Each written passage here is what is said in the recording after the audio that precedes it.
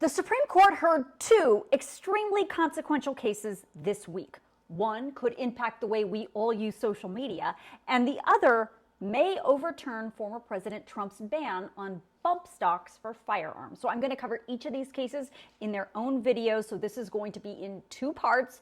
Part one will be the social media case, and part two will be the bump stock case. So first, the social media case. The justices heard oral arguments involving the power of social media and the legality of laws passed by the states of Florida and Texas that say social media companies cannot silence or censor anyone online, particularly conservatives. Legal experts believe this could be the most important First Amendment decision in a generation because ultimately the justices will be deciding the scope of all of our free speech rights in this internet era.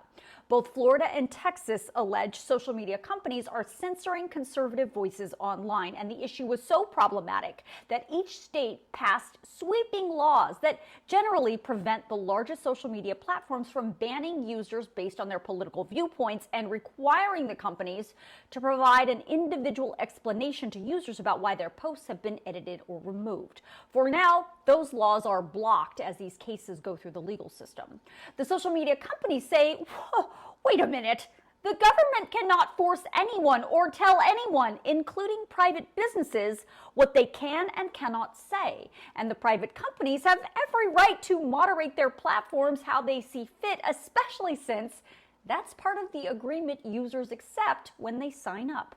The justices heard 4 hours of oral arguments in these cases, and each side presented a really different concept of what social media is in the context of our modern world. Texas and Florida say that social media companies are similar to old-time phone companies. They're just hosts of what's being said, so they don't have the right to restrict any speech. But social media companies say social media is more like newspapers or bookstores that edit and curate information, so they should actually have the highest level of First Amendment protection. They argue the word censorship can't even be applied to private companies under the First Amendment.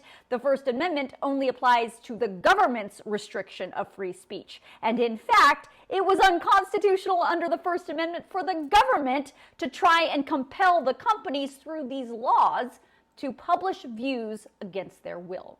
So what does any of this mean for you?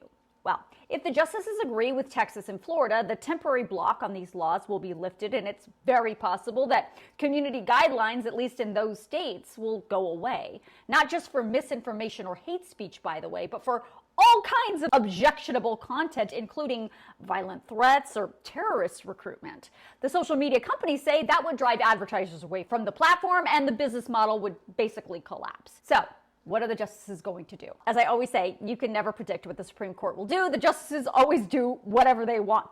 But if you listen to the oral arguments, it was pretty obvious that most of the justices were really skeptical of the arguments being made by Florida and Texas. And it's very possible that since social media, at least in the eyes of the law, is such a new frontier, the justices will give a very narrow ruling here and then send this case back down to the lower courts to further define all of the aspects of these laws and how it would apply to each type of online company. We'll likely get a ruling on this case by the Supreme Court at the end of the term in June.